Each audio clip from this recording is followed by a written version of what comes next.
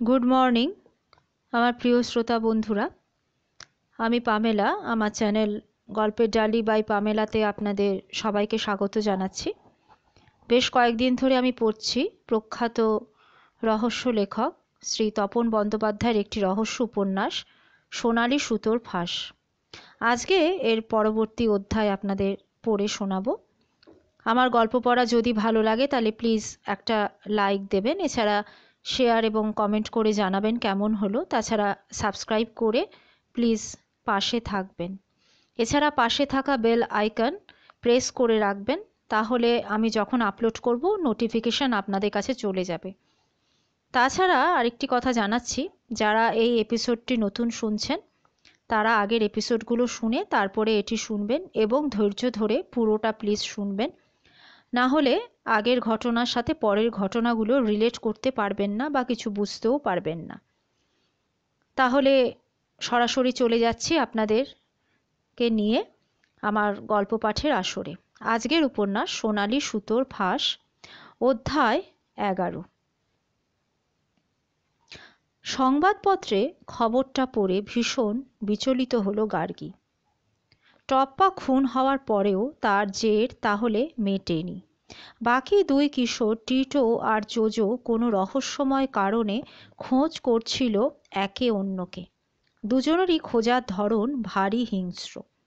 এতই তীব্র তাদের ক্রোধ যে একজন আরেকজনকে বাগে পেলে রেহাই দেবে না। কি কারণে তিন অন্তরঙ্গ বন্ধুর মধ্যে এরকম একটা ভীষণ সম্পর্ক ঘনিয়ে এলো সেটা বোঝার বাইরে। কিন্তু এখন গার্গী বিস্ফারিত চোখে খবরটা পড়ে মনে মনে শঙ্কিত হলো। খুন হওয়া কিশোরটি এই দুজনের মধ্যে কে? বিষয়টা অনুমান করার কোনো মানেই হয় না। সরেজমিনে গিয়ে দেখতে হবে মৃতদেহটা কার। গার্গীকে যে প্রশ্নটা সবচেয়ে বেশি ভাবাচ্ছে সেটা হলো, টিটো আর টপ্পা দুজনেই কোনো অজ্ঞাত কারণে প্রয়োজনের অতিরিক্ত টাকা সঙ্গে নিয়ে গিয়েছিল। নিজস্ব টাকা নয়, বাড়ি থেকে অসৎ উপায়ে নিয়ে যাওয়া টাকা। তাহলে হয়তো প্রেম নয়, টাকাই শেষ পর্যন্ত হয়ে উঠেছিল তাদের মধ্যে এই ভয়ঙ্কর শত্রুতার কারণ। নারী কিংবা অর্থ, দুটোই। কি আশ্চর্য, সেই চিরন্তন বিবাদের মূল এক্ষেত্রেও ঘটিয়ে দিচ্ছে একটার পর একটা অঘটন, নাকি অন্য কোনো ঘটনা যার শিকড় রয়েছে অনেক গভীরে। বিষয়গুলো গভীরে চক্কর দিতে দিতে গার্গীর আঙ্গুল চলে গেছে টেলিফোনের পুশ বোতামের ওপর। রিসিভার কানে সেটে বোতামে তর্জনী ছোঁয়াতে ছোঁয়াতে অপেক্ষা করছিল পুলিশ ইন্সপেক্টর দ্যুতিমান চ্যাটার্জির কাছ থেকে বিপর্যয়ের গুরুত্ব কতখানি সেটা জানতে। ওপাশে কানেকশন পেতেই গার্গী বলল, হ্যালো মিস্টার চ্যাটার্জি বলছেন কি? আমি গার্গী চৌধুরী বলছি। গার্গী কোনো প্রশ্নবোধক বাক্য ছুড়ে দেওয়ার আগে ওই দিকে সাব ইন্সপেক্টর অলয় বসু রায়ের গলা শোনা গেল। তিনি বললেন, ম্যাডাম, স্যার তো স্পটে গেছেন, দেখেছেন নিশ্চয়ই আজ সকালের কাগজে কি হয়েছে। গার্গীর বুকের ভেতর ভূমিকম্প। ঘটনাটার ভেতরে সে এতটাই মগ্ন হয়ে পড়েছে যে কি খবর তার কানে আসবে সেটা ভেবে সে টালমাটাল। জিজ্ঞাসা করল, আচ্ছা স্পট থেকে কিছু খবর পাওয়া গেছে কি? হ্যাঁ ম্যাডাম, অলয় বসু রায় কোনো দ্বিধা না করে জানালেন। হ্যাঁ মানে একটু আগে মোবাইলে কথা বলেছেন স্যার ডিসিডিডির সাথে। তাই নাকি? তো কি কথা হলো একটু বলবেন প্লিজ, মানে কে? It's Jojo, very sad. Gargi কিছুক্ষণের জন্যে বেবাক। দিন চারেক আগে কোনো একজন লোক বিকৃত গলায় হুমকি দিয়েছিল জোজোর মা মীনাক্ষী চ্যাটার্জিকে জোজো কোথায় লুকিয়ে আছে সেটা জানাতে। বলেছে পালিয়ে কোথায় যাবে জোজো। গলাটা নাকি টিটোর। জোজো পালাতে চেয়েছিল নাকি অজ্ঞাতবাসে বাস করে খুঁজছিল টিটোকে। সেদিন জোজোর ব্যাগ থেকে সোনালি রঙের উত্তরীয় পাওয়ার পর গার্গীর মনে একটা ধারণা প্রতিষ্ঠিত হতে চলেছিল যে টপ্পাকে হয়তো জোজোই, কিন্তু এখন দেখা যাচ্ছে ধারণাটা ভুল প্রমাণিত হলো। হয়তো সবটাই টিটোর কাণ্ড। টিটোই তার বন্ধুদের একের পর এক খুন করে চলেছে বেপরোয়াভাবে। গলায় সোনালি সুতো বেঁধে দিচ্ছে নিজেকে চিহ্নিত করতে। খুবই সাংঘাতিক ব্যাপার। টিটো একেবারে পেশাদার খুনেদের মতন ওপারে পাঠিয়ে দিচ্ছে তার প্রতিদ্বন্দ্বীদের। এখন যে প্রশ্নটা গার্গীকে ভেতর থেকে ধাক্কা দিচ্ছে সেটা হলো, টিটো কেন এইভাবে প্রমাণ দিচ্ছে তার নৃশংসতার? একই সঙ্গে যারা বেড়াতে বেরোয়, একে অপরকে টাকার জন্যে চাপ দেয়, টাকা নিয়ে যেতে বলে, সবটাই কেমন যেন একটা রহস্যে ঘেরা। অথবা এ প্রশ্ন ভাবাচ্ছে, টিটোই কি না? টিটো যদি না হয় তাহলে কে? টিটো যদি না হয় তাহলে কিন্তু নিশ্চিতভাবে বলা যায় টিটোই পরবর্তী টার্গেট। সায়নও পড়েছে খবরটা। তাকেও বেশ চিন্তাক্লিষ্ট দেখালো আজ। গার্গীকে জিজ্ঞাসা করল, গার্গী, তোমার কাজটা বেশ কিন্তু কঠিন হয়ে গেল, মানে টিটোকে বাঁচানো। গার্গী চোখ রাখে সায়নের ভাবলেশহীন মুখের দিকে। সায়নের অভিব্যক্তি অধিকাংশ সময় এতটাই নির্বিকার মনে হয়, সে বুঝতে পারা যায় না তার ভিতরে কোনো টেনশন কাজ করছে কিনা।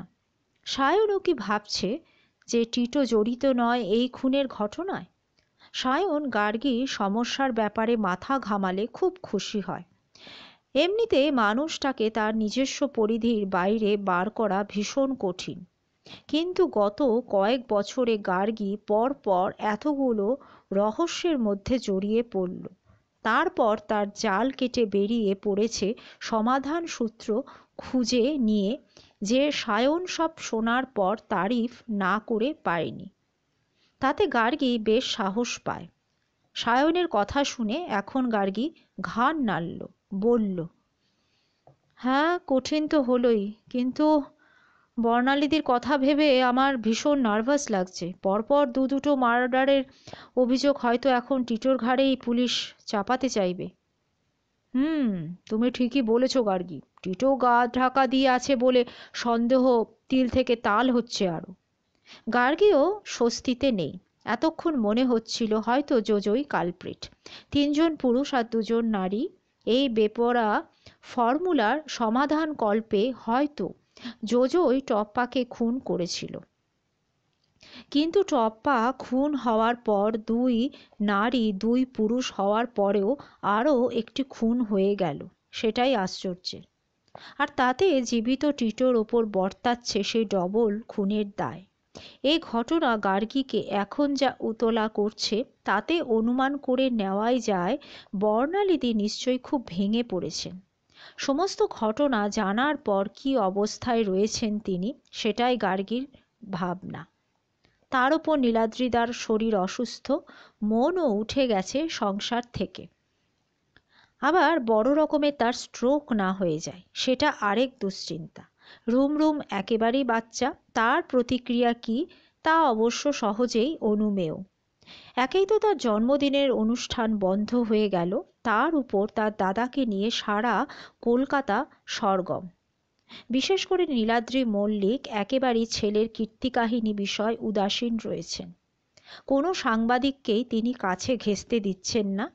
একজন মিথ্যে নাম বলে টেলিফোনে কথা বলেছিল, তাকে বলেছেন, পারলে আমার ছেলের জেলবাসের ব্যবস্থা করে দিন। এই কথা প্রকাশিত হতেই চারিদিকে হইচই চলছে। কিছুক্ষণ ভাবনা রাজ্যে রাউন্ড দিয়ে গার্গী বলল, কিন্তু জোজোর সঙ্গে টিটোর দেখা হলো কোথায়, কিভাবে, সেটা তো বোঝা যাচ্ছে না। সবচেয়ে আশ্চর্য কি হলো জানো তো, টপ্পা আর জোজো দুজনকেই কিন্তু খুন করা হয়েছে ওই একই পদ্ধতিতে, মানে সোনালি সুতোর ফাঁস গলায় জড়িয়ে শ্বাসরুদ্ধ করে। তো ঘটনা কারো একার পক্ষে ঘটানো কিন্তু খুব কঠিন, যদি না যাকে হত্যা করা হচ্ছে তাকে আগেই অন্যভাবে খুন করা হয়ে থাকে। টপ্পার ক্ষেত্রে কিন্তু ফাঁস দিয়ে শ্বাসরোধ করে মারাটাই প্রমাণ হয়েছে পোস্টমর্টেমে। তার মানে আমি বলতে চাইছি যে টিটোর একার পক্ষে কিন্তু দুজনকে এইভাবে খুন করাটা কিন্তু অভাবনীয়। তাহলে তুমি কি বলতে চাইছো যে টিটো অন্য কারো সঙ্গে একজোট হয়ে এই দুটো খুন ও করেছে? দেখো, আমি বলতে চাইছি একা কারো পক্ষে ওই এই পদ্ধতিতে খুন করাটা কিন্তু কঠিন। যেই খুন করে থাকুক সঙ্গে আরও একজন ছিল। হ্যাঁ, কিন্তু টিটোদের সঙ্গে আর যারা গিয়েছিল সেই ওয়াই আর জেড যদি ধরো টিটোকে সহায়তা করে থাকে, সেটা কিন্তু খুব আশ্চর্যের ব্যাপার গার্গী। কেন দুটো মেয়ে এই কাজে টিটোকে সাহায্য করবে সেটা তো একটা ভাবা দরকার। তোমার ওই 2:2 ফর্মুলা কিন্তু মিলছে না। দেখো, যদি মেয়েরা এই কাজে সাহায্য করে থাকে তাহলে কিন্তু বুঝতে হবে যে সমস্যাটা প্রেম নয়, অন্য কিছু। তাহলে কি সমস্যাটা টাকা নিয়ে? গার্গী সায়নের সঙ্গে বিষয়টা খুঁটিয়ে আলোচনা করছে আর খেই পেতে চাইছে ঘনিয়ে ওঠা সমস্যা, কিন্তু খেইগুলো তার হারিয়ে যাচ্ছে। গার্গী অন্যমনস্কভাবে বলল, দেখো, টাকার অঙ্কটা কিন্তু এমন কিছু বেশি নয় যে যার জন্য দুটো খুন করা সম্ভব। হয়তো আমার মনে হয় অন্য কিছু। সায়নও গভীরভাবে ভাবতে চাইছে বিষয়টা। সে বলল, হ্যাঁ, তাহলে সেটা কি বিষয়? তারপর সায়ন এলোপাথারি ঘুরপাক খেলো আবার ভাবনার গহনে। তারপর আবার বলল, আচ্ছা, তোমার টেক্সট বুক লাইব্রেরি ব্যাপারটা কি কোনো কাজে আসছে? গার্গী ঘাড় নেড়ে বলল, আসলে ওখান থেকে কোনো আমি হদিশ পাচ্ছি না। 3 কিশোর গত কয়েক মাসে নিয়মিত কার্ড পাঞ্চ করেছে লাইব্রেরিতে, কিন্তু সেখানে পড়ার বই পড়তে যেত এমন কোনো প্রমাণ কিন্তু পাওয়া যায়নি। তাহলে কি করতে যেত ওরা? শুধু মেডিটেশন নিয়ে পড়াশোনা করতে? কিন্তু সেটা কি বিশ্বাসযোগ্য? আচ্ছা, সেদিন যে বলছিলে যে পড়াটা অজুহাত ছিল, আসলে হয়তো ওরা প্রেম করতে যেত। দেখো, সেটাও কিন্তু আমি এখনো পর্যন্ত বুঝে উঠতে পারিনি। তবে লাইব্রেরির কাজকর্ম যারা দেখাশোনা করেন তাদের হাবভাব, তাকানো, চলাফেরা কেমন জানি একটা সন্দেহজনক। সেই কারণে আমি আরও ব্যাপারটাকে বুঝতে চাই। তার আগে এখন একবার বর্ণালীদির ওখানে আমি যাচ্ছি। উনি নিশ্চয়ই খুব ভেঙে পড়েছেন। হয়তো ইতিমধ্যে পুলিশও ওদের ফ্ল্যাটে এসছে। আরও কিছু ভাবছি, নতুন তথ্য পেলে জালটা গুটিয়ে আনা সম্ভব হবে। সায়ন হেসে বলল, পুলিশ এমন কিছু পাবে না যেটা তোমার অজ্ঞাত। গার্গী হেসে আবার বলল, দেখো, কার চোখে কখন কি ক্লু আবিষ্কার হয় সেটা কিন্তু কেউ বলতে পারে না। যাই, আমি বর্ণালীদির কাছে, মনটা এমনি বেশ ছটফট করছে। সায়ন বলল, ঠিক আছে, যাও। গোয়েন্দা ম্যাডামের যখন মন এতটাই উচাটন হয়েছে তখন শুভস্য শীঘ্রম। সায়ন তার ফ্যাক্টরির পথে বেরিয়ে যাওয়ার একটু পরে বেলা 9টা নাগাদ গার্গীও বেরিয়ে পড়ল সুইস পার্কের অভিনন্দন বহুতল বাড়িটার উদ্দেশ্যে। যতটা বিপর্যয়ের কথা এতক্ষণ ভাবতে ভাবতে আসছিল তার চেয়ে ঢের বিপর্যস্ত অবস্থা বর্ণালীদিদের ফ্ল্যাটে। পুলিশ অফিসাররা সদল বলে এসে তছনছ করে ফেলেছে গোটা ফ্ল্যাট। এমনকি অসুস্থ নীলাদ্রি মল্লিককেও জেরা করেছে আধ ঘন্টার ওপর। গার্গী পৌঁছনোর একটু আগে ওরা ফিরে গেছে পুলিশ হেডকোয়ার্টারে। বলে গেছে আবার আসতে পারে। ফ্ল্যাটটার বিপর্যস্ত চেহারা দেখে গার্গী স্তম্ভিত। পুলিশ খুব নিষ্ঠুরের মতো লণ্ডভণ্ড করে গেছে টিটোর স্টাডি রুম। অন্য ঘরগুলোর অবস্থা কিছু কম নয়। বর্ণালীদি সোফার ওপর বসে আছে নির্বাক শূন্য চোখে।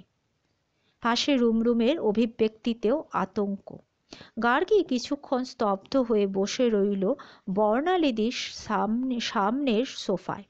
তারপর একসময় জিজ্ঞাসা করল, আচ্ছা বর্ণালীদি, পুলিশ কি তেমন কিছু পেয়েছে যে যার ফলে টিটোর ওপর সন্দেহ বর্তায়? যে গার্গীকে দেখলেই এই কদিন সাহস পাচ্ছিলেন বর্ণালীদি, তিনি আজ এতটাই মুহ্যমান যে ভালো করে কথাই বলতে পারছেন না গার্গীর সাথে। একের পর এক শক পেয়ে কিরকম যেন ঝিমিয়ে পড়েছেন শিক্ষিত মহিলাটি। প্রায় শোনা যায় না এমন স্বরে বললেন, আমি জানি না, আমাকে কিছু বলেনি। আচ্ছা বর্ণালীদি, ওরা কি কিছু সিজ করেছে? মানে সিজ করলে তো একটা তালিকা তৈরি করতে বলে, তো তেমন কোনো সিজার লিস্ট কি ওরা করেছিল? বর্ণালী কোনো কথা না বলে সামনের সেন্টার টেবিলে অ্যাস্ট্রে দিয়ে চেপে রাখা একটা কাগজ খণ্ড বার করে তুলে দিলেন গার্গীর হাতে। সেটাই সিজার লিস্ট। গার্গীর প্রবল কৌতূহল নিয়ে খুলে ফেলল ভাঁজ করা কাগজ খণ্ডটা। তাতে একটা তালিকা তৈরি করা। সেটা এই রকম: 1 নম্বর, সাম্প্রতিক কালে তোলা 3টে ফটোগ্রাফ, 3টেই একই মেয়ের ফটো, 3 রকম পোজে। 2 নম্বর, 3টে ফাঁকা পাউচ যার ভেতর কিছু মাদকদ্রব্য ছিল বলে অনুমান। 3 নম্বর, বাঘাযতীন স্টেশনের কাছে একটা জেরক্স দোকানের কয়েকটা ক্যাশ মেমো। 4 নম্বর, জনৈক ওয়াইকে লেখা একটা অর্ধ সমাপ্ত চিঠি, সেটা লিখে কেটে দেওয়া।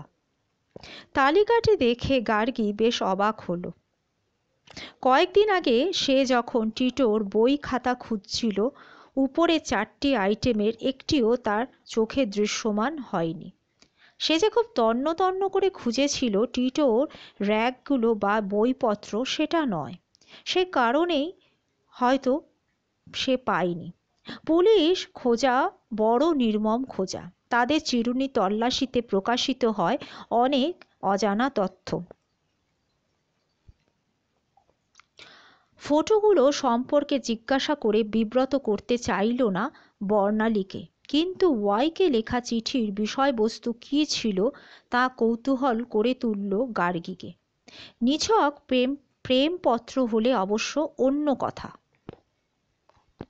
গার্গী আবার জিজ্ঞাসা করল, আচ্ছা বর্ণালীদি, আপনি কি ওয়াইকে লেখা চিঠির অংশ দেখতে পেরেছিলেন?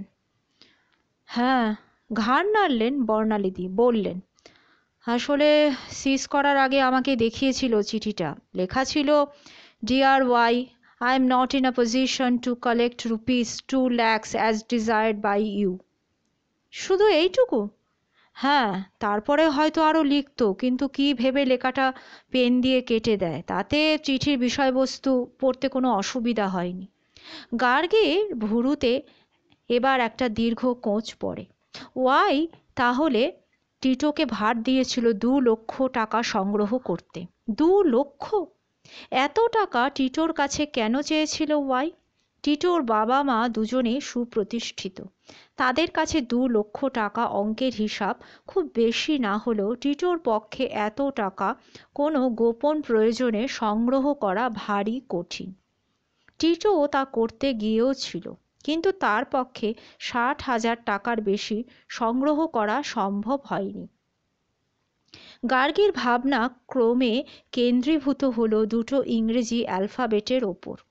ওরা কি 3 কিশোরের প্রেমিকা ছিল? প্রেমিকা হলে এত টাকার চাহিদা হবে কেন? পুলিশ অফিসারেরা যে মেয়েটির ফটোগ্রাফ নিয়ে গেছে, সে কি ওয়াই না জেড? বর্ণালীদি বলেছিলেন জেড নামের একটি মেয়ে ফোন করত টিটোকে। জেডের সঙ্গে যদি টিটোর সম্পর্ক গড়ে থাকে, তাহলে ওয়াইকে তার টাকা দেওয়ার প্রশ্ন ওঠে কিভাবে? নাকি এরা কেউ তাদের প্রেমিকা ছিলই না, ব্যাপারটা অন্য কিছু? বর্ণালী তখনও শকের ঘোর কাটিয়ে উঠতে পারছেন না। পুলিশ যে সমস্ত তথ্য প্রমাণ সংগ্রহ করে নিয়ে গেছে, তার থেকে টিটোর বিরুদ্ধে একটা মামলা দিব্যি সাজিয়ে ফেলতে পারে, কিন্তু তারা সম্ভবত টিটোর বর্তমান অবস্থা গতিবিধি কিছুই জেনে উঠতে পারেনি এখনো, যেমন গার্গীও অন্ধকারে। গার্গী বর্ণালীর দিকে তাকিয়ে আবার বলল, তাহলে পুলিশ সন্দেহ করার মতন এই কটা জিনিসই তাহলে নিয়ে গেছে। আচ্ছা, আর কোনো কিছু কি তাদের তল্লাশির সময় চোখে পড়েছিল, কিংবা ধরুন কোনো বিশেষ বিষয় নিয়ে আপনাকে জিজ্ঞাসা করেছিল? বর্ণালীদি ফ্যাঁসফ্যাঁসে স্বরে আবার বললেন, হ্যাঁ, আসলে একজন সন্ন্যাসীর ছবি ওর বইয়ের মধ্যে পেয়েছিল, তো সেটা দেখিয়ে জিজ্ঞাসা করছিল যে লোকটাকে। তাই নাকি? তারপর? আমি বলেছি আমি ওই সন্ন্যাসীকে চিনি না। গার্গী কৌতূহলী হয়ে বলল, সেই সন্ন্যাসীর ফটোও কি নিয়ে গেছে? না, ফটোটা ছুঁড়ে ফেলে বলল, অল রাবিশ। কোথায় ফটোটা? বর্ণালী সোফা থেকে গা ঝাড়া দিয়ে উঠলেন। বোধহয় বহুক্ষণ বসে আছেন এই রকম বিহুবল হয়ে। গার্গী আসায় একটু শক্তি সঞ্চার হয়েছে তার শরীরে। টিটোর পড়ার ঘরে গিয়ে খুঁজে পেতে নিয়ে এলেন পুলিশের ফেলে দেওয়া ফটোটা। সৌম্য চেহারার একজন প্রৌঢ়, গালে মুখে সাদা কালোয় মেশানো দাড়ি গোঁফ, মাথার চুলও কাঁচা পাকা, তার ওপর সাদা এবং কালো সুতোয় বোনা একটা অদ্ভুত ধরনের টুপি পরা। সবচেয়ে আশ্চর্য সন্ন্যাসীর দুটো চোখ, চোখ দুটোই যেন চুম্বক লাগানো। সে দৃষ্টির দিকে তাকিয়ে শিরশির করে উঠল গার্গীর শরীর। পড়াশোনায় টিটোর অমনোযোগ, তার টেক্সট বুক লাইব্রেরিতে নিত্য যাতায়াত, সেখানে বই না পড়া, তার বইয়ের ভেতর মেয়েদের ছবি পাওয়া, ব্যাংক থেকে বাবার সই নকল করে টাকা চুরি, সেই সঙ্গে তার স্টাডি রুম থেকে এক অদ্ভুত দর্শনে সন্ন্যাসীর ফটো আবিষ্কার, সবটা কিছুক্ষণ বিশ্লেষণ করে পুরো বিষয়টা তালগোল পাকিয়ে গেল গার্গীর। বুঝে উঠতে পারল না টিটোর গত কয়েক মাসের মনোনিবেশ ঠিক কোন বিষয়ের উপর ব্যাপৃত ছিল। বর্ণালী এতটাই ভেঙে পড়েছেন যে তাকে কি বলে সান্ত্বনা দেবেন তা বুঝে উঠতে পারল না গার্গী। সে নিজেও বিষয়টা সম্পর্কে এখনো কোনো পরিষ্কার ধারণায় উপনীত হতে পারেনি। তবু বেরিয়ে আসার সময় বলল, বর্ণালীদি, আমি এখনো কিন্তু লেগে আছি। কি পরিপ্রেক্ষিতে ঘটনাগুলো ঘটেছে সেটা না জানা পর্যন্ত এই রহস্য কিন্তু উদ্ধার করা যাবে না। বর্ণালী কিরকম অদ্ভুত স্বরে বললেন, হয়তো এরপরেও টিটোকে ওইভাবে। সিঁড়িতে নামার মুহূর্তে গার্গী কিছুক্ষণ অনড় হয়ে দাঁড়িয়ে রইল। কদিন আগে জোজোর মাকে বলে এসেছিল সে তদন্তে নামছে যাতে জোজোর কোনো ক্ষতি না হয়। এখন আর মীনাক্ষী চ্যাটার্জির মুখোমুখি হতে তার হাত পা কাঁপবে। বর্ণালী মল্লিককেও যে বলবে টিটোর ক্ষতি যাতে না হয় সেই কারণেই তার তদন্ত, সেটাও এই মুহূর্তে তার বলা সাজে না। সেই দিন বিকেলে আবারও গাড়ি নিয়ে ছুটল গড়িয়ার সেই টেক্সট বুক লাইব্রেরিতে। যথারীতি আজও সেই বইগুলো র্যাক থেকে পেরে নিয়ে চেষ্টা করল তার পৃষ্ঠায় অন্তরীণ হতে। পৃষ্ঠা ওল্টাতে ওল্টাতে তার দৃষ্টি ন্যস্ত হলো ঈশ্বর ও ভালোবাসা নামের একটা পরিচ্ছেদে। গার্গী সিধিয়ে গেল বিষয়বস্তুর গভীরে। তুমি ঈশ্বরে বিশ্বাস করো বা না করো তাতে কিছু এসে যায় না। আসল কথা হলো তুমি ভালোবাসায় বিশ্বাস করো কিনা। আমি তাকেই ধার্মিক বলি যে ভালোবাসায় বিশ্বাস করে।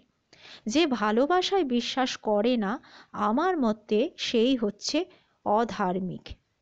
এইরকম বহুক্ষণ বইটির পৃষ্ঠায় নিমগ্ন থাকার পর গার্গীর খেয়াল হলো তার ঠিক পাশে ডেস্কে এসে বসেছে এক যুবক, যে তার দিকে তাকিয়ে রয়েছে নির্নিমেষ চোখে। গার্গী তৎক্ষণাৎ বইয়ের পৃষ্ঠা থেকে মুখ তুলে পাশের ডেস্কের দিকে তাকালো ও ভীষণভাবে চমকে উঠল। যুবকটির পরনে এখনকার সন্ন্যাসীদের দুধ সাদা পোশাক, মাথায় ঝাপসা চুল, মুখে দাড়ি গোঁফের জঙ্গল। বোধহয় এই সন্ন্যাসীকে সেদিন দেখেছিল জাফরির ফাঁক দিয়ে তার ওপর নজর ফেলতে। গার্গী সতর্ক হলো। সে কিছু বলার আগে যুবকটি বলে উঠল, টার্সাম টার্সাম, আর ইউ ম্যাডাম? গার্গী এই পংক্তিটা সদ্য পড়েছে। হঠাৎ এই যুবকের মুখে সেটা শুনে খুব একটা বিস্মিত হলো না। কি মনে হতে সে পরের লাইনটা উচ্চারণ করল, ইয়েতলিং জিঙ্গেল চিচিং ফাঁক। তার মুখের বাক্যটি শেষ হতে যুবকটি অভিব্যক্তি একদম বদলে গেল। অপরিচয়ের বাধা দূর হয়ে যুবকটি খুবই অন্তরঙ্গ হয়ে উঠল তার সঙ্গে। গার্গীর দিকে আর একটু শরীর ঝুঁকিয়ে বলল, দিস ইজ জিয়েতি madam, glad to meet you. আচ্ছা, আমি কি জানতে পারি যে আমাদের কোন বন্ধু আপনাকে এখানে আসার অনুরোধ করেছে? গার্গী সতর্কভাবে বলল, সেটা জানা কি খুব জরুরি? না ম্যাডাম, তেমন নয়। যাই হোক, আপনি যদি আমাদের স্বামীজির বক্তৃতা শুনতে চান তো পরশু সন্ধে 8টায় এখানে আসবেন। স্বামীজি? হ্যাঁ, স্বামী আজনবিশ। তিনি এই লাইব্রেরির মতো আরও বহু প্রতিষ্ঠানের স্রষ্টা।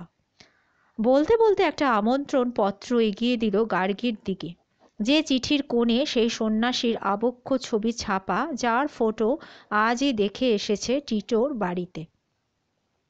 ফটোটা ভালো করে দেখে গার্গী কিছুক্ষণ স্তম্ভিত হলো। তাহলে এই সন্ন্যাসী টিটোর গডফাদার? একজন কিশোরের পক্ষে একজন সন্ন্যাসীর ফটো বহন করার ঘটনাটাই বিস্ময়কর। নিশ্চয়ই সন্ন্যাসীর এমন কিছু আকৃষ্ট করার ক্ষমতা রয়েছে, যা এক বা একাধিক কিশোরকেও টেনে এনেছে এ হেন একটি আশ্রম সদৃশ টেক্সট বুক লাইব্রেরিতে। গার্গী এটাই চাইছিল। সে আরও বুঝতে চায় এই রহস্যময় জায়গার ব্যাপার স্যাপার। রহস্য আরও গভীর হচ্ছে। অধ্যায় 12। পরদিন দুপুরে হেডকোয়ার্টারে ফোন করে গার্গী খবর নিচ্ছিল টিটোদের ফ্ল্যাটে সার্চ করে যে সব সন্দেহজনক বস্তু পুলিশ সিজ করে নিয়ে গেছে তা অনুসরণ করে টপ্পা বা জোজো খুনের ব্যাপারে কোনো হদিশ কি পাওয়া গেল। ফোনে একটা অদ্ভুত তথ্য পেল গার্গী। দ্যুতিমান চ্যাটার্জি বললেন, ম্যাডাম চৌধুরী, টিটোর ঘরে অশ্লীল পোশাক পরা যে যুবতীর ফটো পাওয়া গেছে, সেই মেয়েটির সন্ধানে পুলিশ কাল রাত্রে কয়েকটা নিষিদ্ধ পল্লীতে কিন্তু হানা দিয়েছিল। কি? নিষিদ্ধ পল্লীতে? গার্গীর বিস্ময় ঢেউ হয়ে ছড়িয়ে পড়ল তার চেতনায়। দ্যুতিমান চ্যাটার্জি আবার বললেন, হ্যাঁ ম্যাডাম, কারণ যে যুবতীর ফটো টিটোর বইয়ের মধ্যে ছিল তার বয়স অনেক বেশি। সে টিটোর প্রেমিকা এমন বিশ্বাস হয়নি অবশ্য আমাদের। তার পোশাক পরিচ্ছদ এমন অভব্য যে বিশ্বাস হওয়ার কথাও নয়। বরং টিটোর হেফাজতে মাদকদ্রব্যের পাউচ, ওয়াইকে লেখা চিঠি, অশ্লীল ফটো ইত্যাদি দেখে আমাদের ধারণা যে তারা কোনো দেহ ব্যবসায়িনীর পাল্লায় পড়েছিল। তা হানা দিয়ে কিছু পাওয়া গেল? আসলে ইয়াসমিন নামে এক দেহ ব্যবসায়ীকে আমরা অ্যারেস্ট করে নিয়ে এসেছি। ইয়াসমিন? সেই মেয়েটা কি টিটোদের চিনতো? না ম্যাডাম, এখনও স্বীকার করেনি। তবে তার নামের আদ্যক্ষর ওয়াই বলে খুব সন্দেহ হচ্ছে আমাদের। মেয়েটির সমস্ত কিছু ভালো নয়। মানে মেয়েটির কি বলবো, মেয়েটির ব্যবহার, মেয়েটির পোশাক পরিচ্ছদ কিছুই ভালো নয়। এর আগেও একবার একটি কিশোরকে ও ট্র্যাপ করে 20,000 টাকা চেয়েছিল। তাকে ভয় দেখিয়ে বলেছিল যে টাকা না দিলে কিশোরটির আত্মীয় স্বজনকে জানিয়ে দেবে যে নিয়মিত সে নিষিদ্ধ পল্লীতে যাতায়াত করে। গার্গী বিস্মিত হয়ে বলল, তাই নাকি? তারপর? কিশোর 20,000 টাকা জোগাড় করে ওকে দিয়েছিল। ওই কিশোরটা তো কিশোরটা টাকাটা পেয়েছিল মায়ের গয়না বিক্রি করে। বউবাজারে যে দোকানে গয়না বিক্রি করেছিল তারা সেই কিশোরটির মাকে কিন্তু চিনত। গয়নাটা পরে তাকে ফেরত দিতে গেলে তখন সব জানাজানি হয়ে যায়। তাই নাকি? গার্গীর মনে হলো দ্যুতিমান চ্যাটার্জি হয়তো কোনো ভালো ক্লু পেয়েছেন।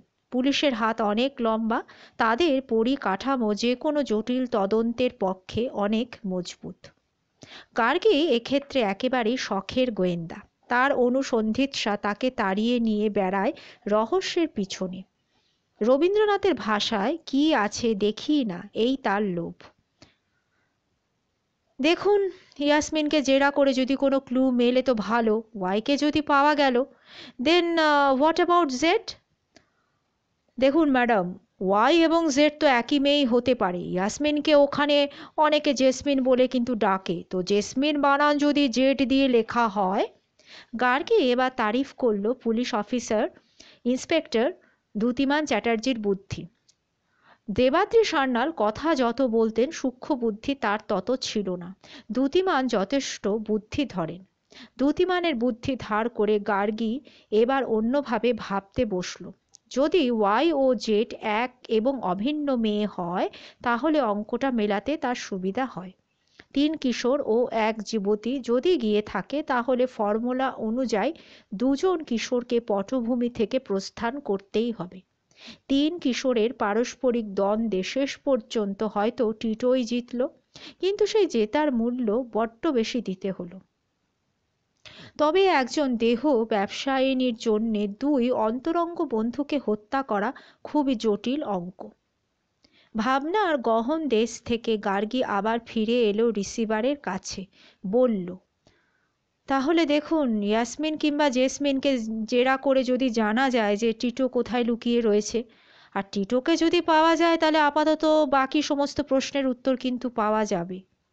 দ্যুতিমান টেলিফোনের ও প্রান্তে হেসে বললেন, হ্যাঁ ম্যাডাম, কিন্তু সমস্যা হচ্ছে ইয়াসমিন নামের মেয়েটা টিটো কিংবা চিত্রায়ণ মল্লিকের নামই শোনেনি, আর ফটো দেখালেও চিনতে পারছে না।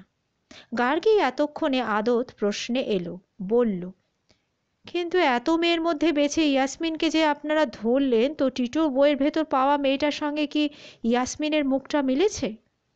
দ্যুতিমান চ্যাটার্জির কণ্ঠে হতাশা দেখা গেল। তিনি বললেন, আসলে মিসেস চৌধুরী, এখানেই কিন্তু বেশ মুশকিল হয়েছে। ছবির মেয়েটা এমনভাবে পোজ দিয়েছে যাতে তার মুখ বোঝা না যায়। সে কি? হ্যাঁ, কোনো ছবিতে তার নাকের ওপরের অংশ থেকে কাটা, নাক থেকে বাকি শরীরটা দৃশ্যমান। আবার কোনো ছবিতে দৃশ্যমান তার প্রোফাইল, মুখের ওপর ঘন চুল দিয়ে এমনভাবে ঢাকা যাতে বোঝা না যায় যে এটা কার ছবি। আর একটা ছবি আছে যাতে মেয়েটার শরীরের পিছনটাই শুধু দেখা যাচ্ছে, সামান্য পোশাকে ঢাকা তার পিছন শরীর। তার মানে কার ফটো তার পরিচয়ের একটা গোপন করার প্রচেষ্টা? এক্স্যাক্টলি।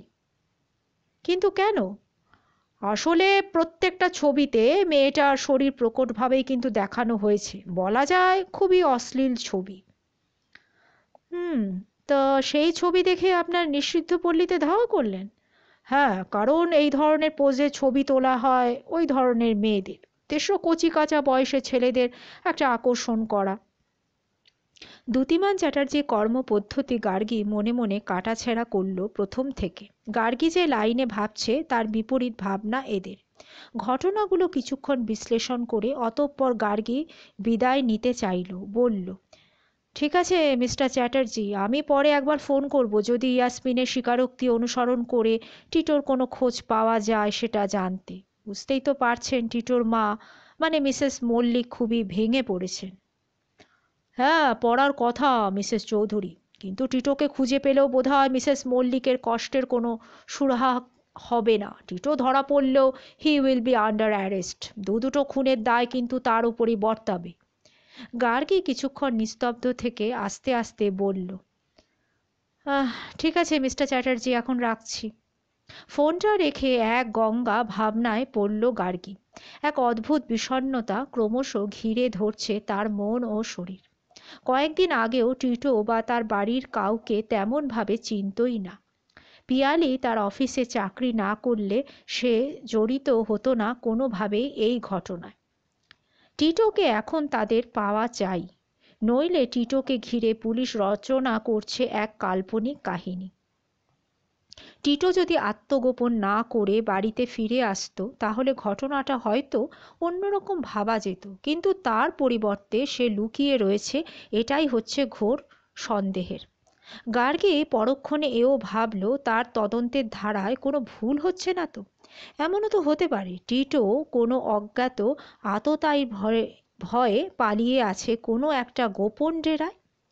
এমন দুরূহ ভাবনায় বেশ কিছুক্ষণ হাবুডুবু খেয়ে আরও কিছুক্ষণ অফিসের কাজে ব্যস্ত থেকে বিকেলের দিকে গার্গী খবর নিল বর্ণালীদির।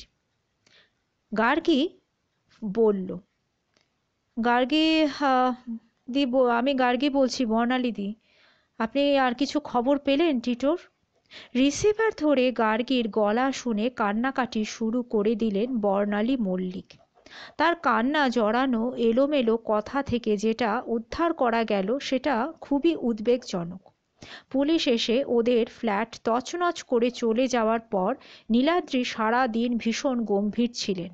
অসুস্থ শরীরেও তাকে পুলিশ এত জেরা করেছে, সে সময় এত অপমানজনক কথা ব্যবহার করেছে। বিকেলের দিকে নীলাদ্রি হঠাৎ জামা প্যান্ট বদলে হাতে একটা ব্যাগ নিয়ে বেরিয়ে গেছেন কাজ আছে বলে।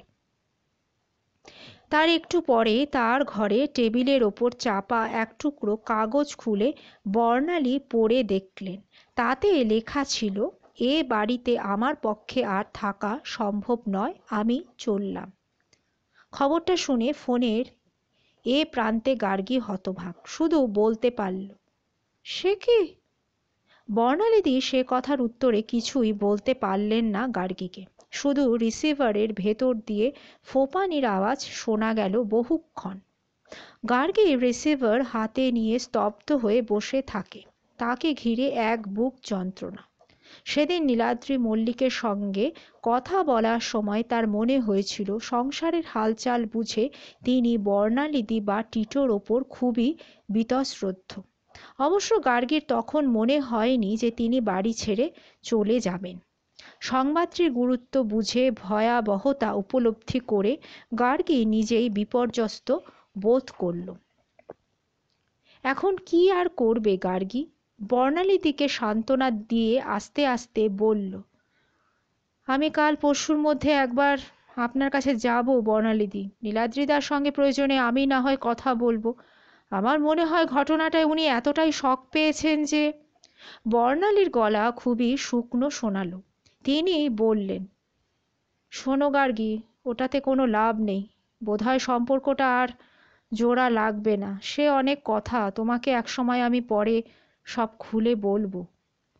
গার্গী অবাক হয়ে বলল, কি বলছেন আপনি বর্ণালীদি? জোড়া লাগবে না কেন? ওপাশে বর্ণালীদির উত্তরহীন দীর্ঘশ্বাসের শব্দ। শব্দটা গার্গীকে বিষণ্ণ করে। একটা সুখী পরিবারের অন্তরালে লুকিয়ে থাকে কত ব্যথা, কত যন্ত্রণা। গার্গী আবার বলল, ঠিক আছে বর্ণালীদি, আমি পরে গিয়ে না হয় শুনবো। হয়তো আপনারা দুজনে একদিন খোলাখুলি আলোচনা করলে সমস্ত মিটেও যাবে। না! বর্ণালীদির গলায় অস্বাভাবিক ধরনের চিৎকার শুনে গার্গী চমকে ওঠে। বর্ণালীদিও হয়তো এই চিৎকারে একটু লজ্জাই পেয়েছিলেন। পলকে গলা নামিয়ে বললেন, কি জানো গার্গী, তোমার নীলাদ্রিদার অনেক গার্লফ্রেন্ড আছে যাদের দিকে ওর নজর। হয়তো কাউকে নিয়ে উনি থাকতে চান বাকি জীবন। শুধু এই ঘটনাটা অজুহাত হিসাবে দেখালেন। গার্গী চমকে উঠে বলল, সে কি? হ্যাঁ, তুমি চমকে উঠলেও আমি খুব একটা অবাক কিন্তু হইনি। আমি জানতাম যে কোনো দিন না কোনো দিন এরকম একটা সিদ্ধান্ত উনি নেবেন। হয়তো অপেক্ষা করছিলেন সুযোগের জন্যে। এই সংসার থেকে ওর মন অনেক দিন আগেই উঠে গেছে। প্রতিবার বাইরে সেমিনার অ্যাটেন্ড করতে গিয়ে বা ভিজিটিং লেকচারার হিসাবে যাওয়ার সময় গার্লফ্রেন্ডদের কেউ না কেউ সঙ্গে থাকতো। তার মধ্যে থেকে উনি হয়তো কাউকে লাইফ পার্টনার হিসাবে নিয়েছেন। তবে একজন 50 ছুঁই ছুঁই পুরুষকে 22-24 বছরের মেয়েরাও বিয়ে করতে চায়, সেটা জেনে আমার খুব অবাক লাগে গার্গী। গার্গী থ হয়ে শুনতে থাকে বর্ণালীদির কথা। তার মুখে কোনো কথাই জোগায় না। তিনি আবার বললেন, আমি সমস্ত জেনে চুপ করেছিলাম, কারণ মেয়েদের জীবনে নিরাপত্তার জন্য তো একজন স্বামী থাকা দরকার। গার্গী বলতে চাচ্ছিল শুধু নিরাপত্তার কারণেই, কিন্তু কিছু বলল না। বর্ণালীদিকে আজ কথা বলতে দিতে হবে। দেখো গার্গী, তোমাকে কোনো চেষ্টা করতে হবে না। আমি যথেষ্ট স্বাবলম্বী। টিটো আর রুমরুম ছোট ছিল বলে ওদের নিয়ে আমার যা ভাবনা ছিল। ওরা যদি ওদের বাবাকে না পায় তাহলে খুব কষ্ট পাবে, সেই ভেবে আমি সম্পর্কটা এতদিন টিকিয়ে রেখেছিলাম। গার্গী এতক্ষণ ভাবছিল একের পর এক বিপর্যয়ের সংবাদ বর্ণালীদিকে প্রবল হতাশায় আক্রান্ত করেছে, যার ফলে নিশ্চিন্ত হয়েছেন নীলাদ্রিদার সঙ্গে তার সম্পর্ক আর জোড়া লাগবে না। গার্গী এও বুঝতে পারছিল না কেন বর্ণালীদি ভেঙে পড়ছেন এত। সেই কথাই সে বিড়বিড় করে বলল, দেখুন বর্ণালীদি, আসলে আমি বরাবরই খুব আশাবাদী। আমি ভাবছিলাম যে চেষ্টা করলে মানুষ পারে না এমন তো কোনো কাজ নেই না। নীলাদ্রিদার যার সঙ্গে সম্পর্ক থাকুক না কেন, আপনি তো তার বিবাহিত স্ত্রী নাকি? শুনে বর্ণালীদি কি হাসলেন, কি ভাবলেন কে জানে। বললেন, কে জানে, কাজ ভাঙলে যেমন জোড়া লাগানোর চেষ্টা করা যায় এই মাত্র, কিন্তু সত্যি কি জোড়া লাগে গার্গী? দাম্পত্য জীবনে একবার যদি ভাঙন ধরে তাহলে আর কোনো দিনই সেটা জোড়া লাগানো যায় না। গার্গী কিন্তু হাল ছাড়তে রাজি নয়। তবু ভাবলো একবার চেষ্টা করে দেখতে দোষ কি। তারপর সে কথা চেপে রেখে বলল, ঠিক আছে বর্ণালীদি, আমি শীঘ্রই আপনার কাছে যাব। এখন রাখছি। ফোন রেখে গার্গী ঢুকে পড়ল আরও একরাশ ভাবনার গভীরে। এক উৎকণ্ঠা থেকে বর্ণালীদি এখন আরেক উৎকণ্ঠায় বিধ্বস্ত। গার্গীর সবচেয়ে কষ্ট হচ্ছিল রুমের কথা ভেবে। ছোট্ট রুম, তার পৃথিবীটা এই সময় সবচেয়ে সুন্দর, কিন্তু তার পায়ের তলায় মাটি এখন টলমল। ঠিক একদিন পরে গড়িয়ার টেক্সট বুক লাইব্রেরিতে স্বামী আজনবিশের বক্তৃতা। গার্গী ঠিক করে বুঝে উঠতে পারছিল না লাইব্রেরির পিছনে সে যে এতটা সময় ব্যয় করছে সেটা ভস্মে ঘি ঢালা হচ্ছে কিনা। পরদিন নির্দিষ্ট সময় গার্গী পৌঁছে গেল টেক্সট বুক লাইব্রেরির অডিটোরিয়ামে। লাইব্রেরি বাড়িটায় সামনে দাঁড়ালে ঠিক বোঝা যায় না পিছন দিকে কতটা জায়গা নিয়ে এত বড় একটা অডিটোরিয়াম রয়েছে। দুয়েক শ্রোতা অনায়াসে ধরে যাবে প্রেক্ষাগৃহটিতে। কিন্তু অন্য যে কোনো সভাঘর থেকে এটির কিছু বিশেষত্ব আছে। রেক্সিনে ঢাকা আরামদায়ক সিটগুলোর সামনে একটা প্রশস্ত মঞ্চ, তার উপর সাদা ধপধপে চাদরে ঢাকা একটা টেবিল। টেবিলের ওপর দুদিকে রজনীগন্ধায় উপচানো ফ্লাওয়ার ভাস। টেবিলের একপাশে সাদা কাপড়ে ঢাকা একটা চেয়ার। চেয়ারের কাঁধটি ত্রিশূলের আকারের। পিছনের দেওয়ালে একটা 6x4 সাইজের কুচকুচে কালো ব্ল্যাকবোর্ড। ব্ল্যাকবোর্ডের দুপাশের দেওয়ালে উৎকীর্ণ উপদেশাবলী জ্বলজ্বল করছে শ্রোতাদের উদ্দেশ্যে।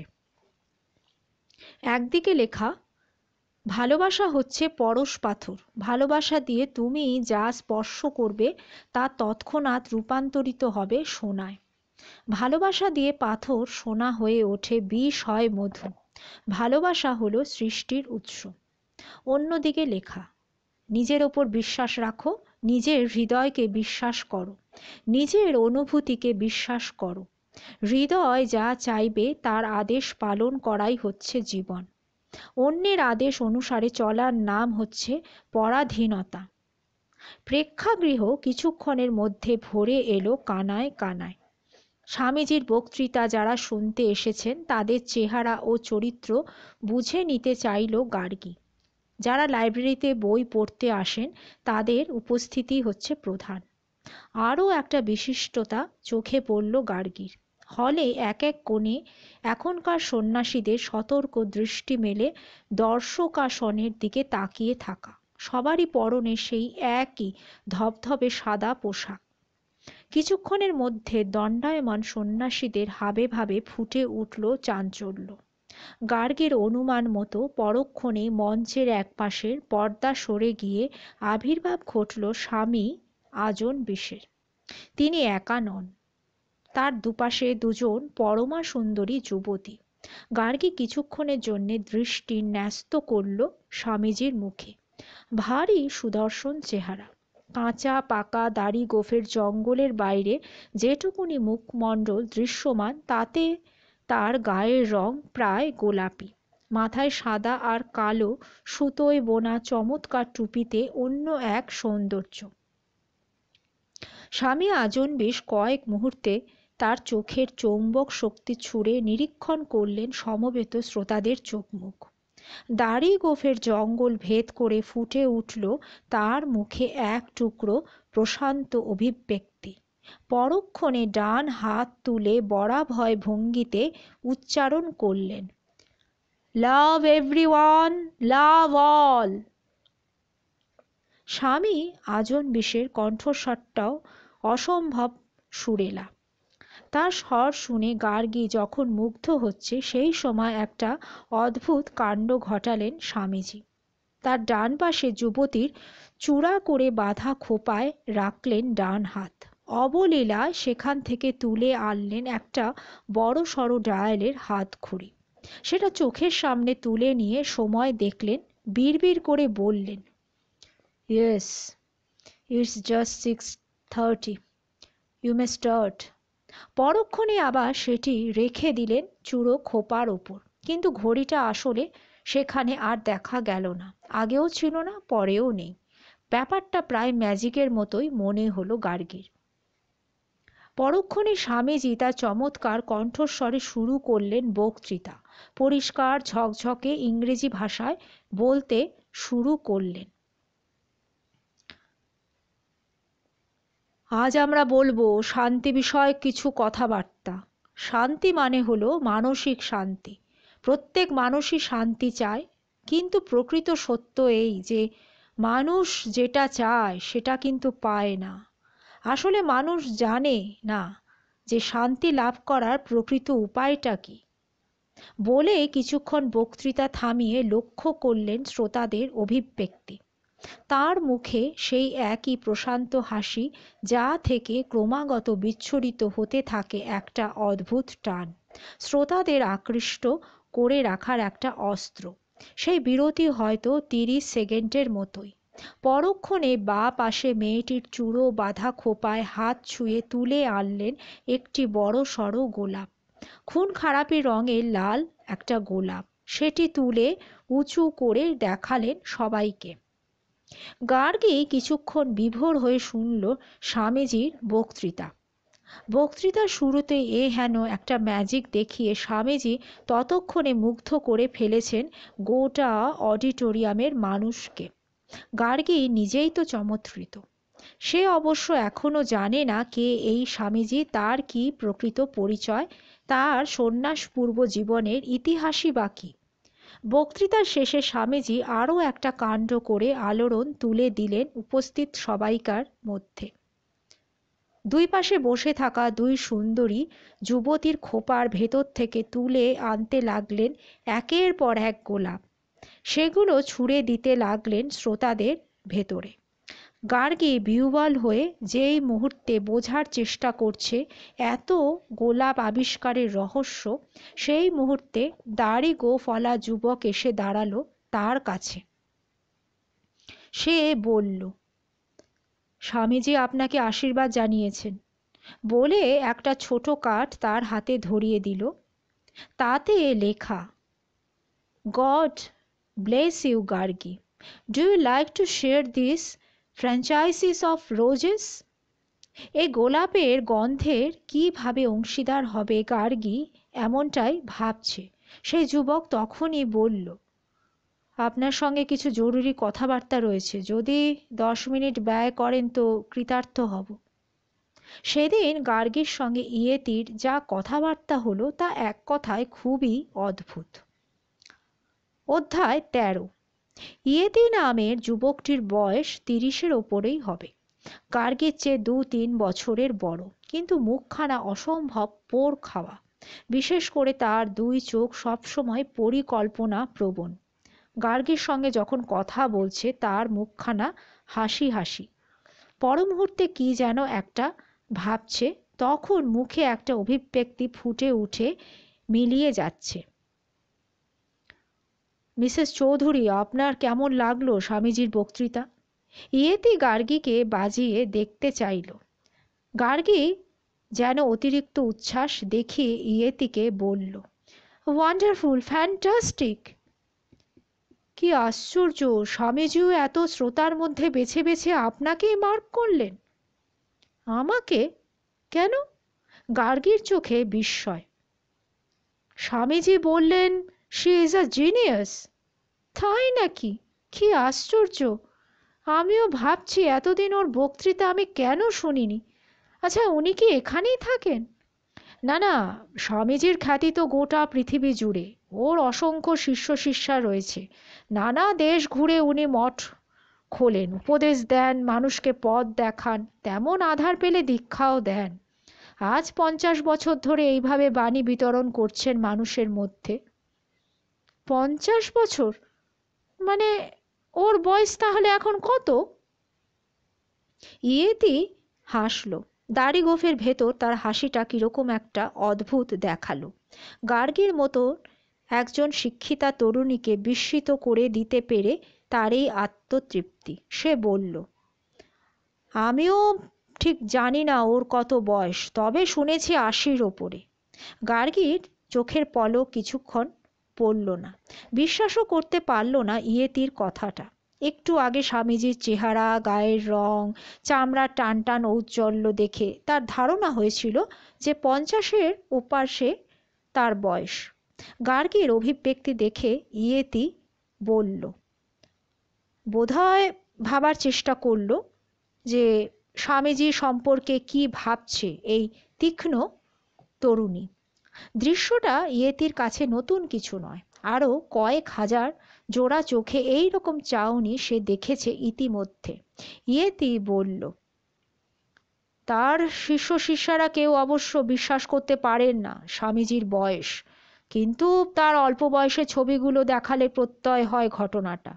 নেতাজির সঙ্গে গান্ধীজির সঙ্গেও তার ছবি রয়েছে, 1940-তে তোলা। তখন স্বামীজির বয়স ছিল 20। স্বামীজির বয়সে সত্যতা প্রমাণ করতে একটা অ্যালবাম টেনে এনে কয়েকটা ফটো মেলে ধরল গার্গীর সামনে।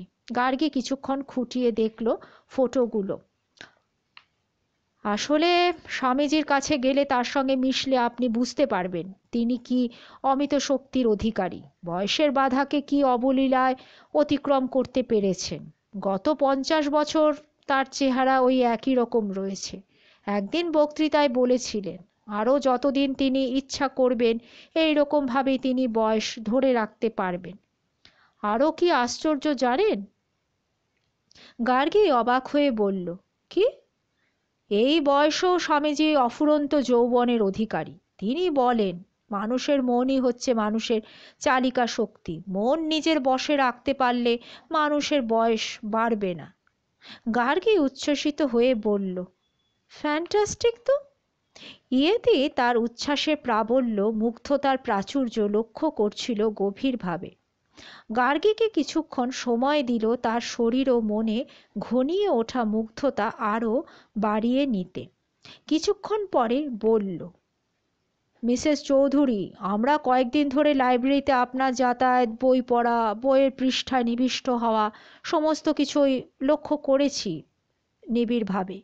আপনার জন্যে সঠিক নিবাস হলো আমাদের মঠ। গার্গী চমৎকৃত হলো ইয়েতির কথায়। হতবাক স্বরে বলল, আশ্চর্য তো, কি করে বুঝলেন?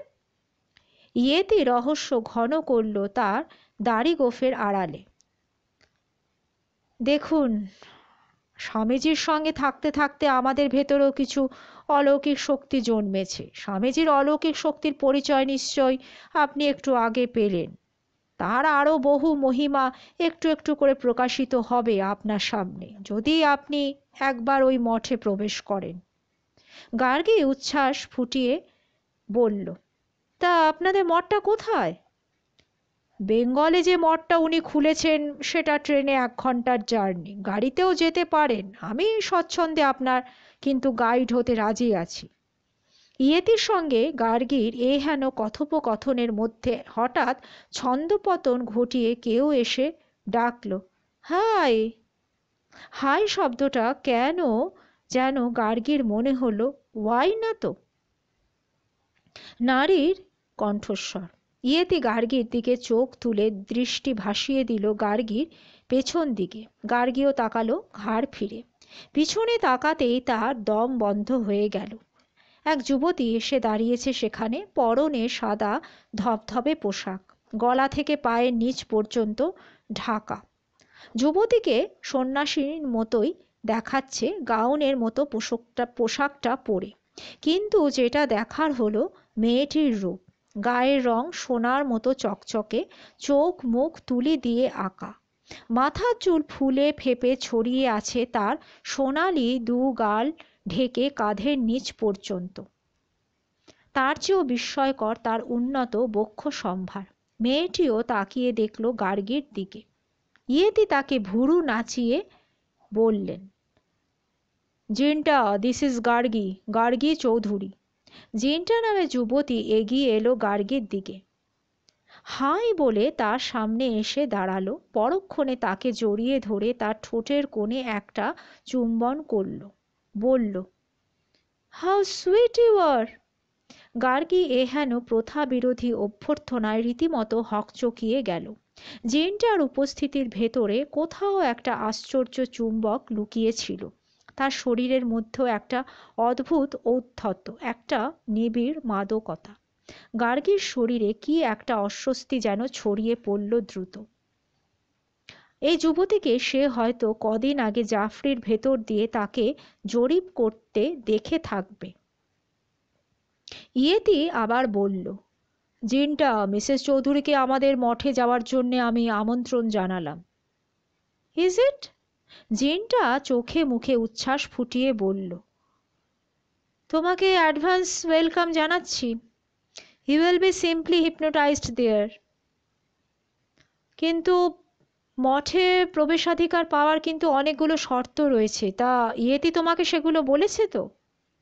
গার্গী তখনও ব্যাপারটা বুঝে উঠতে পারছে না। টেক্সট বুক লাইব্রেরিতে এসে স্বামীজির বক্তৃতা শোনা, তারপর তার মঠে যাওয়ার আমন্ত্রণ পাওয়া, সবশেষে জিনটা নামের এক অদ্ভুত যুবতীর চুম্বন উপহার, এই সমস্তটাই তার দৈনন্দিন জীবনযাপন থেকে আলাদা।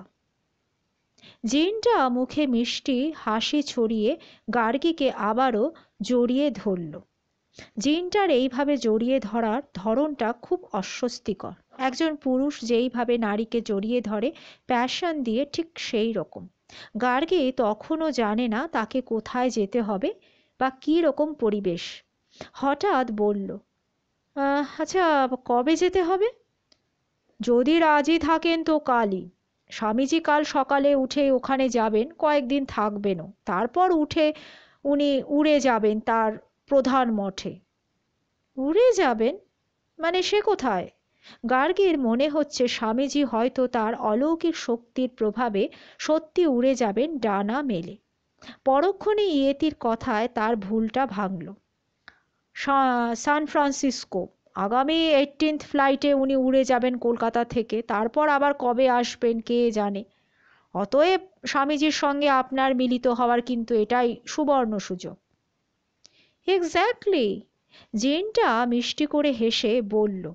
তারপর তার কি যেন তাড়া আছে এমন ভঙ্গিতে বলল, ওকে, তোমার সঙ্গে তাহলে ওখানেই দেখা হবে। আই এম ইন আ হারি নাও। বলতে বলতে সাদা গাউন দুলিয়ে এক আশ্চর্য ভঙ্গিতে জিনটার প্রস্থান। গার্গী তখনও ঘোরের মধ্যে সমস্ত ঘটনাপঞ্জি বিশ্লেষণ করে ভীষণভাবে উত্তেজিত। টপ্পা আর জোজো খুন হওয়ার উৎস খুঁজতে এসে সে পৌঁছেছে একটা অদ্ভুত জায়গায়। আমন্ত্রণটাও বেশ অভিনব। ইয়েতি নামের যুবকটিকে তার যতটা অদ্ভুত লাগছিল এতক্ষণ, জিনটা নামের যুবতীটি আবির্ভূত হওয়ার পর আরও বদলে গেল তার ভাবনার আবর্ত। যেইমাত্র মনে হলো জিনটা নামের মেয়েটি টিটো টপ্পা জোজোকে আউটিংয়ে টেনে নিয়ে যাবার চুম্বক হতে পারে, তখনই দুটো ইংরেজি অ্যালফাবেট হাতে নিয়ে পুনর্বার লোফালোফি করতে শুরু করে দিল। ইয়েতি শক্ত সমর্থ শরীরটার দিকে তাকিয়ে তার মগজে ফিরে এলো ওয়াই শব্দটা। ইয়েতি ইংরেজিতে লিখতে গেলে ওয়াই দিয়ে শুরু করতে হয়। তাহলে কি ইয়েতি আর জিনটাই গিয়েছিল 3 কিশোরের সঙ্গে আউটিংয়ে? ইয়েতি তাকে বহুক্ষণ নিশ্চুপ দেখে হাসল মিষ্টি করে, তারপর বলল, তাহলে কি ঠিক করলেন, to go or not to go? দেখুন, মঠে কিন্তু সবাই প্রবেশাধিকার পায় না, স্বামীজি সবাইকে দীক্ষা দেনও না, কিন্তু আপনাকে দেখে বুঝেছেন যে আপনি পারবেন ওখানকার জীবনযাপনের সাথে মানিয়ে নিতে। অনেক ভেবেচিন্তেই আপনাকে নির্বাচন করা কিন্তু হয়েছে। গার্গী অবাক হচ্ছিল। মঠ, দীক্ষা, এই সমস্ত শব্দ তার তাবৎকালের ভাবনার অভিধানে ছিলই না। মঠে যাওয়ার সিদ্ধান্তটা একদিনের জন্যে মুলতবি রাখল গার্গী। প্রস্তাবটা ইয়েতির তরফ থেকে এতটাই আচমকা এসেছে, সেই সঙ্গে ইয়েতি ও জিনটার যুগপৎ আবির্ভাব, দুটোই তার কাছে আরডিএক্স বিস্ফোরণের মতো। বিষয়টা নিয়ে আরও সতর্ক ভাবনা চিন্তা করা অবশ্যই দরকার। গার্গী একটু থেমে বলল, I will let you know tomorrow. Okay, take your time madam. তবে স্বামীজি আর মাত্র কয়েকদিন কলকাতায় আছেন, সেটা কিন্তু স্মরণে রেখো। রেখো শব্দটা গার্গী মার্ক করল। জিনটা প্রথম থেকেই তুমি ইয়েতি এতক্ষণে আপনি থেকে তুমি, অর্থাৎ ইয়েতি আরও ঘনিষ্ঠ হতে চাইছে। Thank you Yeti. ইয়েতির কাছ থেকে বিদায় নিয়ে গার্গী ফিরে এলো তার ফ্ল্যাটে। মাথায় একরাশ এলোমেলো উত্তেজক চিন্তা। ইয়েতি আর জিনটা যদি ওয়াই আর জেড হয়ে থাকে, তাহলে টিটো কোথায়? টিটো কি এখানে কোথাও আছে, না মঠে? মঠে যাওয়ার অনেক শর্ত আছে, কিন্তু সেগুলো কি? পরক্ষণে গার্গী ভাবল, টিটো জীবিত আছে তো? তাছাড়া গার্গী এও ভাবল, 3 কিশোরের আউটিংয়ে কি এমন সাংঘাতিক ঘটনা ঘটেছিল তার জন্যে 2 কিশোরকে ওইভাবে খুন হতে হলো? সেই খুনের সঙ্গে কি জিনটার কোনো সম্পর্ক রয়েছে? অলৌকিক ক্ষমতা সম্পন্ন এক স্বামীজির 2 শিষ্য শিষ্যার সঙ্গে এইরকম দুটো খুনের ঘটনায় যোগ থাকতে পারে কিনা, সেটা নিয়ে সত্যি ভাবনায় পড়ল গার্গী। প্রথম থেকে সে ভেবে আসছিল 3 কিশোরের সঙ্গে 2 মেয়ে গিয়েছিল, আর সেই কারণেই যত অশান্তি। যদি টিটো এখনো জীবিত থেকে থাকে, তার কাছে পাওয়া যাবে দুটো খুনের কার্যকারণ। সেদিন ফ্ল্যাটে ফিরতে রাত 10টার কাছাকাছি।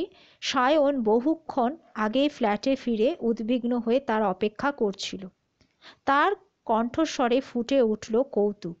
বলল, ডিটেকটিভ গার্গী চৌধুরী ভারী ব্যস্ত মনে হচ্ছে। গার্গীকে উদ্বিগ্ন দেখালো। খোঁচাটা এড়িয়ে গিয়ে বলল, হ্যাঁ খুবই, সামনে বেশ বড় একটা প্রশ্ন চিহ্ন। তাই নাকি? কি সেটা? হঠাৎ কলকাতা থেকে কয়েকদিনের জন্য উধাও হয়ে যেতে হবে। মাই গড, কোথায়?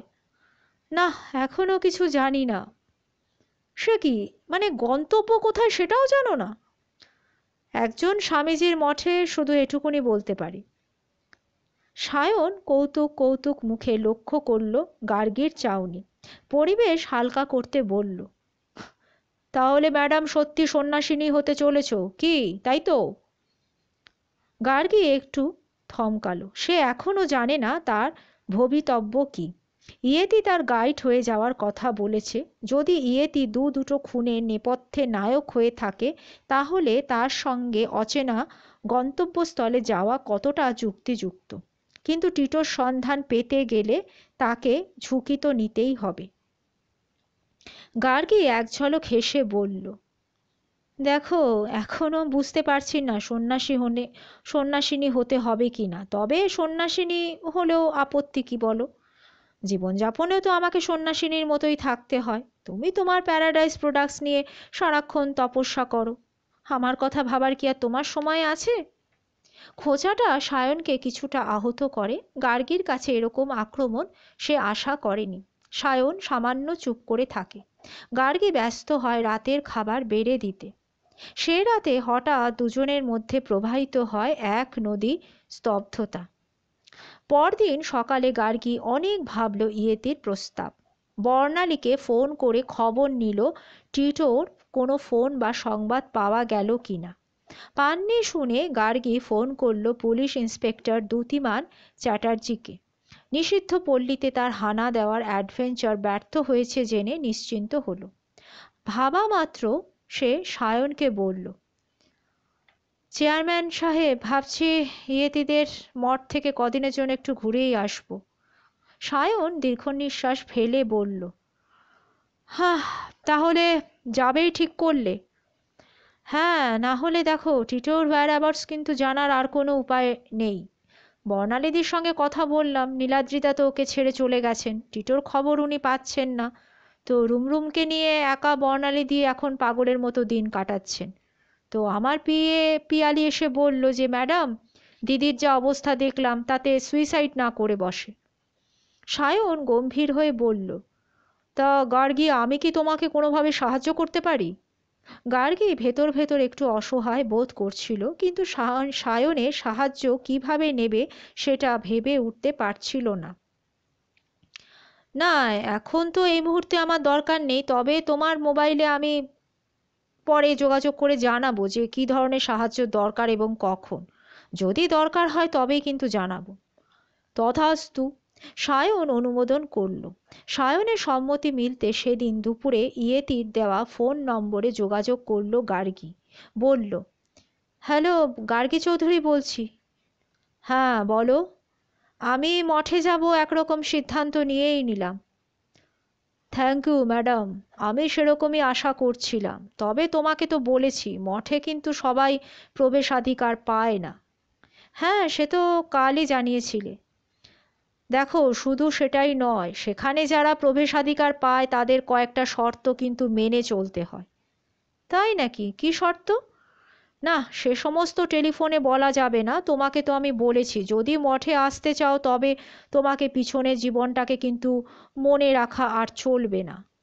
গার্গী এক মুহূর্ত দ্বিধা করল। এর আগেও এই ধরনের ঝুঁকি সে নিয়েছে, এবারও তাকে নিতে হবে। তবু সায়নকে তার গন্তব্য সম্পর্কে নির্দিষ্ট করে বলতে পারলে ভালো হতো। কিন্তু জায়গাটা কোথাও সেটাও কি বলা যাবে না? না, কারণ উটকো লোক সেখানে যাক এটা আমরা চাই না। স্বামীজির মঠ একেবারেই কিছু এক্সক্লুসিভ শিষ্য শিষ্যাদের জন্যে। এত সব জেনেই তোমাকে কিন্তু সিদ্ধান্ত নিতে হবে যে সেখানে তুমি যাবে কি যাবে না। গার্গী কয়েক মুহূর্ত দুলল আশঙ্কায়, অনিশ্চয়তায়। একটু কেঁপে উঠল, তারপর বলল, হ্যাঁ আমি যাব। আমার প্রিয় শ্রোতা বন্ধুরা, আজকের মতন গল্পটি এখানে শেষ হলো। আবার কালকে নিয়ে আসবো এর পরবর্তী তথা শেষ অধ্যায়। আপনারা শোনার জন্য প্রস্তুত থাকবেন। ভালো থাকবেন। নমস্কার।